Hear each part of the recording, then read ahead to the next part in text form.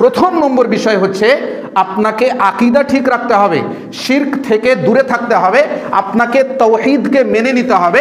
আলহামদুলিল্লাহ সৌদি আরবে শিরক নেই, সৌদি আরবে বিদআত নেই, তারা সঠিক আকীদাকে মেনে নিয়েছে। আর সঠিক আকীদা যদি কারো মধ্যে থাকে, তাওহীদকে যদি কেউ মেনে নেয়, শিরক থেকে যদি কেউ বেঁচে থাকে, বিদআত থেকে যদি কেউ বেঁচে থাকে, তাহলে আল্লাহ রাব্বুল আলামিন অবশ্যই ওই ব্যক্তিকে একদিন না একদিন জান্নাতে প্রবেশ করাবেন। কিন্তু শিরক যদি থাকে তাহলে আল্লাহ রাব্বুল আলামিন জান্নাতে প্রবেশ করাবেন না। বিদআত যদি থাকে, এমন বিদআত যে বিদআত মানুষকে কুফর পর্যন্ত পৌঁছে দেয়, যে বিদআত মানুষকে ইসলামের মধ্যে রাখে না, এই ধরনের বিদআত যদি হয় তাহলে আপনি মুসলিম নন, মুসলিম থেকে বের হয়ে গিয়েছেন। কিন্তু আলহামদুলিল্লাহ সৌদি আরবে শিরক ও বিদআত নিয়ে খুবই চৌকান্না সাবধানতা অবলম্বন করা হয়েছে, এবং যদি কোনো ব্যক্তি ওখানে শিরক করার চেষ্টা করে তাহলে তাদেরকে গ্রেফতার করা হয়। এখন আপনি বলবেন যে সোশ্যাল মিডিয়ার জামানা, আমরা তো ভিডিও দেখতে পেলাম না, গ্রেফতার করা হয়েছে। এই ভিডিও তারা প্রচার করেন না, শেয়ার করেন না। আমার পকেটে যে মোবাইল আছে, এই মোবাইলেই গ্রেফতারের ভিডিও আছে। যারা বিদআত করতে গিয়েছে তাদেরকে গ্রেফতার করা হয়েছে, কিন্তু এই ভিডিও আমি শেয়ার করতে পারবো না, কারণ আমি ওখানে পড়ি।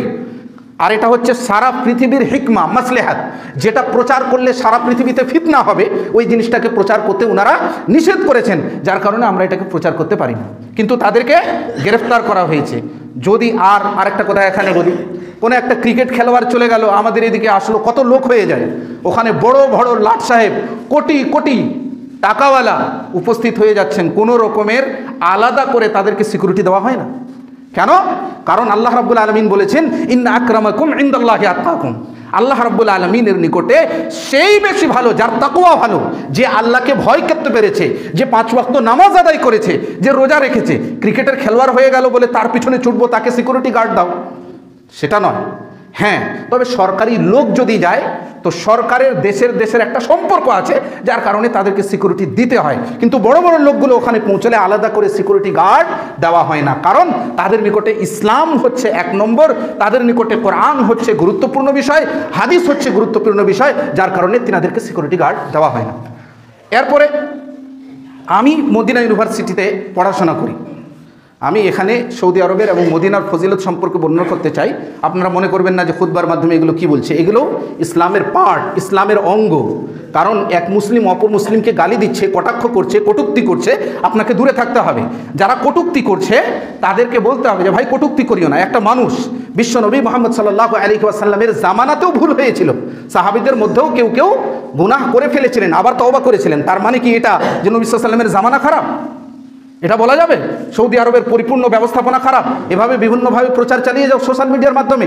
বিশেষ করে বাংলাদেশের বুকে দেখা যাচ্ছে যে কিছু মিডিয়া রয়েছে যারা সৌদি আরবকে নিয়ে কটাক্ষ শুরু করেছে। মদিনা ইউনিভার্সিটির কথা আপনাকে শোনায়। মদিনা ইউনিভার্সিটিতে প্রায় 15 থেকে 20 হাজার ছাত্র, এর মধ্যে 1% ছাত্র শুধু সৌদি আরবের, বাকি যে সমস্ত ছাত্র আছেন সব বিদেশ থেকে। তাদেরকে টিকিট দেওয়া হয়, একটা টিকিটের দাম, আমি ভারতের কথা বলছি না, যিনি সব থেকে দূর থেকে এসেছেন তার টিকিটের দাম হচ্ছে 16,000 রিয়াল, 20,000 রিয়াল, 25,000 রিয়াল।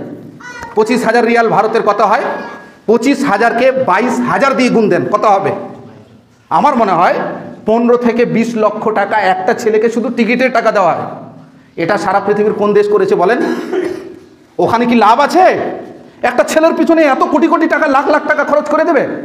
লাভ নেই। লাভ কি? ইসলামের প্রচার করতে হবে সারা পৃথিবীতে, তাওহীদের প্রচার করতে হবে সারা পৃথিবীতে, কোরআনের প্রচার হবে সারা পৃথিবীতে, যার কারণে এই টাকা তারা খরচ করছেন। কিছু হলো আর সঙ্গে সঙ্গে সৌদি আরবকে নিয়ে গালি দিতে শুরু করো। 2, আমি যে খাবার মদিনা ইউনিভার্সিটিতে খাই, ভারতীয় টাকা অনুযায়ী এর দাম হচ্ছে 800 থেকে 900 টাকা। 800 থেকে 900 টাকা। আর এই খাবারের মধ্যে এক ব্যক্তির যা যা প্রয়োজন, বৈজ্ঞানিকদের নিয়ে এসে, ইঞ্জিনিয়ারদের নিয়ে এসে, পরামর্শকদের নিয়ে এসে, একটি ছাত্রের জন্য যা যা খাবার প্রয়োজন ওই সমস্ত খাবার দেওয়া হয়। এই খাবার ক্রয় করতে গিয়ে 900 টাকা লাগবে। এখন আমাদেরকে মাসে দেওয়া হয় 840 রিয়াল। 840 রিয়াল যদি দেওয়া হয় তাহলে 10-15 দিনেই আমাদের এই টাকা শেষ হয়ে যাবে। তখন কি করেছে সৌদি আরবের যে সব থেকে বড় ব্যাংক, এই ব্যাংকের নাম হচ্ছে রাজেহি।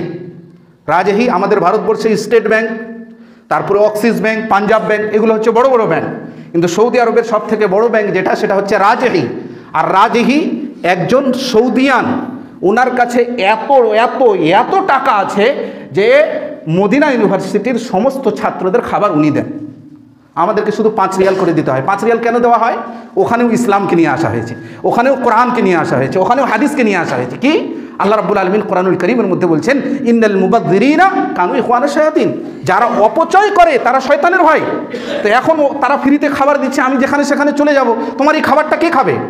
খাবার তো অপচয় হবে। চলো তোমার কাছ থেকে কিছু টাকা নিই, যাতে করে তোমার মনের মধ্যে, তোমার মধ্যে চাহিদা থাকে না এখনকার খাবার নিতে হবে। যার কারণে আমাদের কাছে এই 5 রিয়াল, যেটা ভারতীয় টাকা অনুযায়ী 110 থেকে 20 টাকা হয়, 3 টাইমের খাবার দেওয়া হয়। দেখলেন, ইসলামকে সব সময় সামনে রাখা হচ্ছে। এরপরে ইনি যে রাজেহি আছেন, রাজেহি, ইনি নিজের যতগুলো টাকা রয়েছে প্রায় অর্ধেকের বেশি শুধু তালবে ইলমদের জন্য খরচ করে থাকেন। সব থেকে বড় ব্যাংক কত টাকা হতে পারে আপনারা জানতেই পারেন, ওখানে তুলনা করা যাবে না, কিন্তু উনি ইসলামের জন্য ব্যয় করছেন। 4 নম্বর, আপনি একটা প্রোগ্রাম করেন, জলসা করেন, জলসা করতে গেলে বিভিন্ন ধরনের বিশৃঙ্খলা সৃষ্টি হয় না? আর আজকাল তো জলসাগুলো বাজারে পরিণত হয়েছে। জলসা মানেই 2-1টা দুর্ঘটনা ঘটবে, ইসলাম বিরোধী কাজ হবে। জলসা মানে এটা নয় যে এসে কোরআন ও হাদিস শুনতে হবে, এটা নয়। অনেকেই এটাকে সুযোগ করে, ভালো কাজকে সুযোগ মনে করে খারাপ খারাপ কাজ করার চেষ্টা করে। তো আমরা দেখতে পাই জলসা হচ্ছে, ওখানে দুর্নীতিও হচ্ছে, খারাপ কাজও হচ্ছে। কিন্তু আলহামদুলিল্লাহ সৌদি আরবে, মক্কা, মদিনায় লক্ষ লক্ষ লোক, কোটি কোটি লোক একই সময়ে জমা হয়ে থাকে। একই সময়ে তাদের পায়খানার ব্যবস্থা করা, একই সময়ে তাদের পানির ব্যবস্থা করা, একই সময়ে তাদের অজুর ব্যবস্থা করা, একই সময়ে বিশৃঙ্খলা থেকে লোকেদেরকে বাঁচানো, একই সময়ে যাতে করে আপোষের মধ্যে লড়াই না হয়ে যায়, এজন্য তারা এমন রুলস তৈরি করেছে।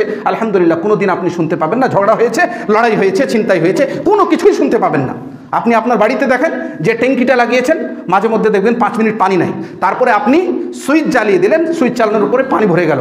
কিন্তু 3 বছর, 3.5 বছর অতিবাহিত হয়ে গেল, কোনো দিন আমি মসজিদে নববীর অজুখানা পানি নেই এ ধরনের কোনো কিছু বুঝতে পারিনি। এটা কিভাবে চালাচ্ছে? সারা পৃথিবীর মুসলমানদের আপ্যায়ন কিভাবে হচ্ছে সেটা আপনি দেখেন। হ্যাঁ, আমি এটা বলছি না যে সৌদি আরবে ভুল হয় না, ইসলাম বিরোধী কাজ হয় না, এ কথা আমি বলছি না। কিন্তু তিনাদের কল্যাণের কাজকে যদি একদিকে রাখা হয় আর খারাপ কাজগুলোকে যদি একদিকে রাখা হয়, তো খারাপ কাজ যদি 100 গ্রাম হয়, তাহলে কুইন্টালকে কুইন্টাল কল্যাণের কাজ হয়ে যাবে, অর্থাৎ কল্যাণের পাল্লাটা ভারী হয়ে যাবে। কিন্তু তারপরেও আমরা সৌদি আরব নিয়ে কি করছি? কটাক্ষ করছি, কটূক্তি করছি, এটা হয়ে গেল, ওটা হয়ে গেল। আরে ভাই, পৃথিবীর মাসলিহাত রয়েছে, যার কারণে কিছু কাজ করতে হয়, ওনারা ওখানে বাধ্য, যার কারণে ওনারা করে থাকেন।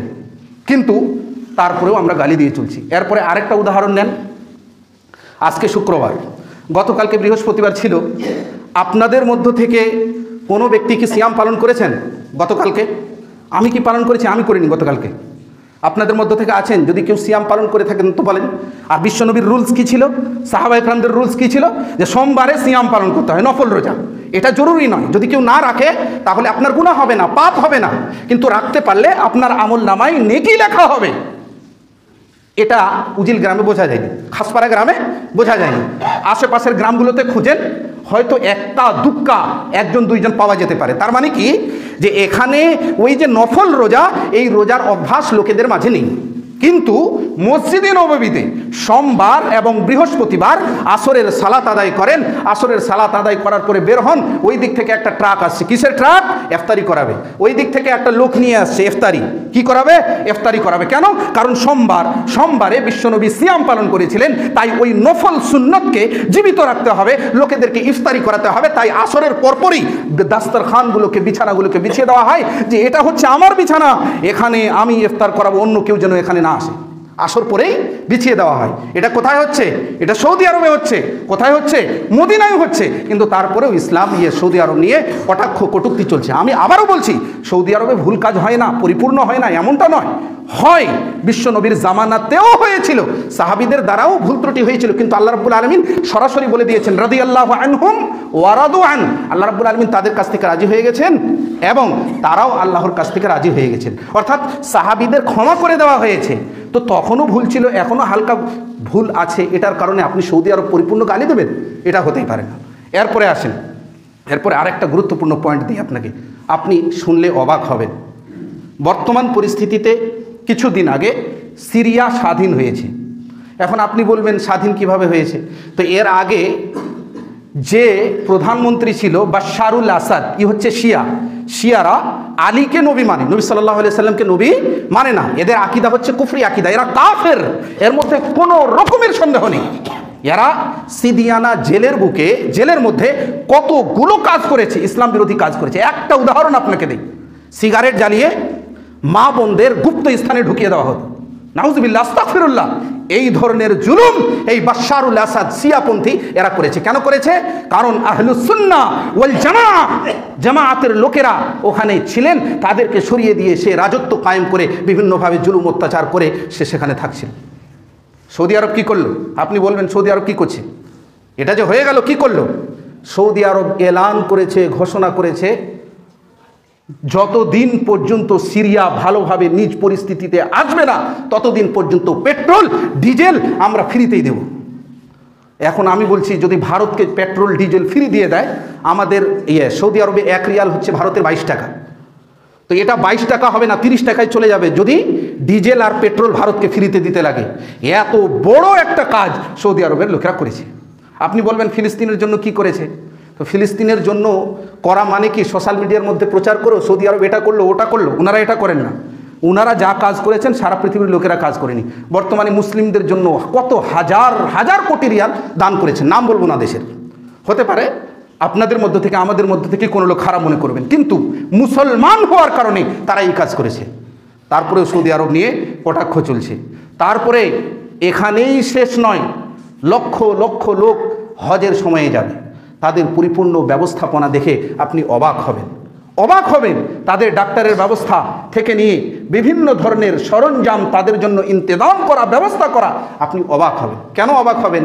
কারণ ঠিক আছে 4 লক্ষ, 4.5 লক্ষ, 5 লক্ষ টাকা তারা নিচ্ছে, তারা কিন্তু পরিপূর্ণ টাকা নেয় না। এখানে ভারত সরকারেরও কিছু দাখাল রয়েছে, তারাও কিছু টাকা নেয়। কত টাকা পৌঁছায় না পৌঁছায় এই জ্ঞান তো আমার কাছে নেই, কিন্তু তিনারা যে ব্যবস্থাপনা দিয়ে থাকেন, আমি এখানে মিম্বারে দাঁড়িয়ে একথা বলতে দ্বিধাবোধ করব না যে তাদের এই ব্যবস্থাপনার সামনে আপনার 4.5 লক্ষ টাকা কম, আপনার 4.5 লক্ষ টাকা কম। কিন্তু তারপরেও সৌদি আরব নিয়ে চলছে কটাক্ষ, কটূক্তি। এরপরে আবারও আপনাদেরকে বলি, আরেকটা পয়েন্ট বলি, আমাদের ভারতে কতগুলো মাদ্রাসা আছে, কতগুলো স্কুল আছে। এই সমস্ত মাদ্রাসা ও স্কুলে পড়াশোনা হয়, তাদের উদ্দেশ্য কি, তাদের মনের মধ্যে কি আছে সেটা আমি জানি না, কিন্তু তারা ইসলামের জন্য কত টাকা খরচ করেন সেটা আপনাকে এখানে বোঝাই। আমি ছুটিতে এসেছি, 10 তারিখ পর্যন্ত ছুটি আছে, আর 10 দিন আমি বাড়িয়ে নিয়েছি ছুটি। তো এই ছুটির মধ্যে যাতে করে ছাত্ররা বিভিন্ন খেলাধুলায় জমে না যায়, তারা যেন ইসলাম থেকে দূরে সরে না যায়, তারা যেন কোরআন থেকে, ইসলামী শিক্ষা থেকে দূরে সরে না যায়, এজন্য কি এলান করেছে জানেন? যে মদিনার বিজ্ঞ বিজ্ঞ আলেমদেরকে মদিনা ইউনিভার্সিটিতে ডাকা হবে, তাদের দার্সে যারা বসবে তাদেরকে পুরস্কারে পুরস্কৃত করা হবে। কিভাবে পুরস্কৃত করা হবে? সবাইকে তো করবেন না, সবাইকে একটা করে চিরকুট দেওয়া হবে, চিরকুটের নাম্বার থাকবে, 5-10 জনকে দেওয়া যাবে। ওই 5-10 জনের লটারিতে যাদের নাম আসবে তাদেরকে এই পুরস্কার দেওয়া হবে। কি পুরস্কার? হজ করানো হবে, ফ্রিতে হজ করানো। আর হজের এক সৌদিয়ান নিবাসী হজ করতে গেলে কত টাকা লাগবে কমপক্ষে? তো কিছু সিট আছে যে সিটগুলো আপনি 70-80 হাজার ইন্ডিয়ার টাকার মধ্যেই পাবেন, কিন্তু ওটা 1 মিনিটে শেষ হয়ে যায়, 1 মিনিটে ওই সিটগুলো শেষ হয়ে যায়। আর যে সিটগুলো আপনি তাড়াতাড়ি পেয়ে নেবেন সেটা হচ্ছে 10,000 রিয়াল। 10,000 রিয়াল মানে কি? 2-2.5 লক্ষ টাকা ইন্ডিয়ান। আর এই টাকাটা ওরা ওই সমস্ত ছাত্রদেরকে দেবে যারা এই 10 দিনে দার্সে বসবে, বিজ্ঞ বিজ্ঞ আলেমদেরকে ডেকে নিয়ে আসা হবে, বসবে, আর তাদের নাম যদি লটারিতে আসে তাহলে তাদেরকে দেওয়া হবে। আর এটা কেন করা হলো? মনে করেন আপনাকে দিব, উনাকে দিব, এভাবে যদি নির্ধারিত করে দেওয়া হতো তাহলে কিছু লোকই আসতো দার্সে, আর অন্য লোকেরা আসতো না, কোরআন হাদিস শুনতে আসতো না। তখন তারা কি করলো? লটারি করব, এক একটা করে চিরকুট দিয়ে দাও, যাদের নাম উঠবে তাদেরকে দেওয়া হবে, আর যাদের নাম উঠবে না তাদেরকে দেওয়া হবে না। তাহলে এটা এমন একটা বিষয় হয়ে গেল যেখানে অফার স্বরূপ দেওয়া হয়েছে, এটা কেউ পেতে পারে, এই জন্যই সবাই উপস্থিত হওয়ার চেষ্টা করে। কারণ 2-2.5 লক্ষ টাকা তো এখানে নয়। আর হজ মানে কি? হজ মানে হচ্ছে যখনই আপনি হজ করে আসলেন, মায়ের পেট থেকে জন্মগ্রহণ করলেন, মায়ের পেট থেকে জন্মগ্রহণ করার পরে যেভাবে তার মধ্যে কোনো রকমের গুনাহ থাকে না, কোনো রকমের পাপ থাকে না, ঠিক তেমনিভাবে এক ব্যক্তি যখন হজ করে আসে ওইভাবেই নিষ্পাপ হয়ে যায়। তো আমি যে কথাটা আপনাদেরকে বলতে চাচ্ছি, সৌদি আরব নিয়ে কটাক্ষ বন্ধ করি। হ্যাঁ, ভুল আছে, ওই ভুলগুলোকে মেনটেন করার চেষ্টা করি, সোশ্যাল মিডিয়ার মাধ্যমে সৌদি আরব নিয়ে গালি দেওয়ার চেষ্টা না করি, শেষে একটা পয়েন্ট বলে দিয়ে আমি আবার আপনাদেরকে কিছু নসিহত করে আজকের বক্তব্য ইতি করব ইনশাআল্লাহ। আপনার বাড়ি, আপনার ঘর, একটি ঘরকে সাজাতে গিয়ে মনে করেন সব কিছু আছে, ঘর তৈরি করে দেওয়া হয়েছে, পাখা আছে, সব কিছু আছে, ঠিক আছে। এই ঘরকে তৈরি করতে গিয়ে আপনি বলবেন যে আমি সাজাতে চাই, সাজানোর জন্য কত টাকা লাগবে? ভারতীয় টাকা। ভালোভাবে সাজাতে গেলে আমার মনে হয় 10 থেকে 15 হাজারের মধ্যে হয়ে যাবে। বাকি জিনিসগুলো কিন্তু আছে, কিন্তু যখন একটা নতুন ছাত্র মদিনা ইউনিভার্সিটিতে যাবে তো তাকে আবার নতুন করে সাজিয়ে নিতে হবে, এর জন্য আলাদা করে 40,000 ইন্ডিয়ান টাকা দেওয়া, 40,000 ইন্ডিয়ান টাকা। তাহলে এটা কি আমাকে দিচ্ছেন? আমাকে দেয় না, আসলে ইসলামের প্রচারের জন্য তারা দিচ্ছে, কোরআনের প্রচারের জন্য, হাদিসের প্রচারের জন্য। এত টাকা কেউ খরচ করতে পারবে? আমার মনে হয় না। হ্যাঁ, এখন সৌদি আরবের দেখা দেখি কাতার শুরু করেছে, দুবাইয়ের মধ্যেও শুরু করেছে এই ধরনের, কিন্তু শুরু করলেও এক আধটা পাবেন। কিন্তু সৌদি আরবে 50টারও বেশি জামেআ রয়েছে, কলেজ রয়েছে, যে কলেজগুলোতে সারা পৃথিবীতে ছাত্রদেরকে ডাকা হয় এবং সঠিক ইসলামের প্রচার করা হয়। আর ওখানকার কাগজ দিয়ে কি হবে? আমরা যেহেতু ভারতবর্ষে আছি, আমাদের হাতে কিছু নেই, ওখানকার কাগজ হয়তো এনাদের নিকটে অ্যাকসেপ্ট হবে না, কিন্তু যে সমস্ত মুসলিম রাষ্ট্র আছে এই কাগজ অ্যাকসেপ্টেবল হয়। কিন্তু এর থেকে বড় আর কি হতে পারে? 4 বছর মদিনায় থাকবেন, একবার নামাজ আদায় করলে অন্যান্য মসজিদের তুলনায় 1000 বেশি নেকি পাওয়া যাবে। আর পাশেই রয়েছে মক্কা, মক্কায় বারবার যাওয়া এবং সেখানে থাকা, এটার থেকে আর বড় কি হতে পারে? পৃথিবীর সর্বশ্রেষ্ঠ জায়গায় আপনি আছেন।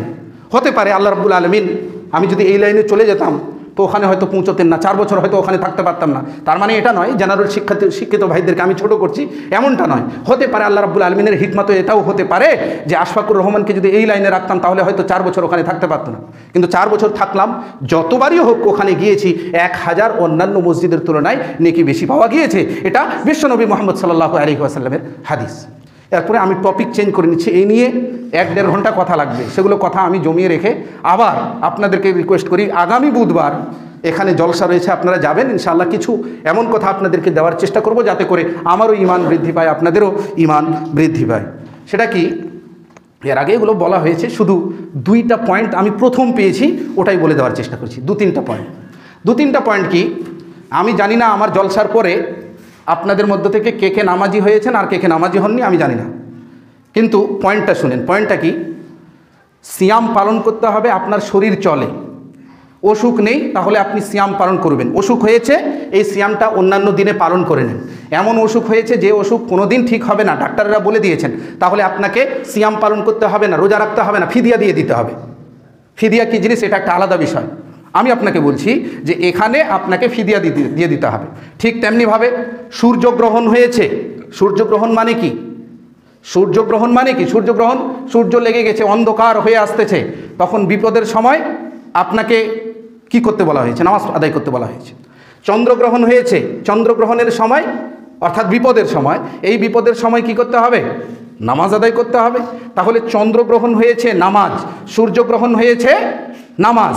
তারপরে হজের মতো আমল করতে গেলে আপনার কাছে টাকা থাকতে হবে, টাকা নাই, আপনার উপরে হজ ফরজ নাই। বা অন্যান্য কোনো গুনাহ করেছেন, কাফফারা দিয়ে দেন, কাফফারা দিলে আপনার ওই গুনাহটাকে মাফ করে দেওয়া হবে। কিন্তু নামাজের ব্যাপারটা, আমাকে একটা উদাহরণ দেন নামাজের ব্যাপারে, যেখানে বলা হয়েছে যে নামাজ ব্যতীত অন্য কাজটা করে নিতে হবে, বলেন আছে? এ ধরনের কোনো বিষয় আপনি পাবেন না। যদি আপনি দাঁড়িয়ে নামাজ আদায় না করতে পারেন, বসে নামাজ আদায় করতেই হবে। যদি বসে আদায় না করতে পারেন, শুয়ে শুয়ে আদায় করতে হবে। আপনার ব্রেন হুশ যতক্ষণ পর্যন্ত আছে ততক্ষণ পর্যন্ত আপনার উপরে নামাজ ফরজ। কিন্তু অন্যান্য ইবাদত শর্ত আছে, তাই আপনাকে ওই ইবাদত করতে হবে। শর্ত নাই, আপনাকে ইবাদত ছেড়ে দিতে হবে। কিন্তু নামাজের ব্যাপারে শর্ত হচ্ছে ওযু করা। আপনি ওযু করতে পারছেন না, তারপরেও আপনাকে নামাজ আদায় করতে হবে। আপনাকে তখন কি করতে হবে? তায়াম্মুম করে নিতে হবে। ঠিক তেমনিভাবে আরেকটা শর্ত এখানে কি? তায়াম্মুমও করতে পারছেন না, এমন একটা জায়গা যেখানে তায়াম্মুম করার মতন লোক নেই। তার মানে কি আপনার কাছ থেকে নামাজ পড়ে গেছে, নামাজ আদায় করতে হবে না? না, তায়াম্মুমও করতে পারলেন না, ওযুও করতে পারলেন না, তারপরেও আপনার উপরে নামাজ ফরজ, নামাজ ছেড়ে দেওয়া হয়নি, আপনাকে নামাজ আদায় করতে হবে। এই নিয়ে আরও কথা আছে, সেগুলো জমা রেখে আজকের বক্তব্য ইতি করলাম। শেষে আপনাদের কাছে বিনীত অনুরোধ, যিনারা এখন পর্যন্ত নামাজ আদায় করছেন না, নামাজ আদায় করুন। আল্লাহ রাব্বুল আলামিন তুমি আমাদের সকলকে নামাজ আদায় করার তৌফিক দান করো, আমিন।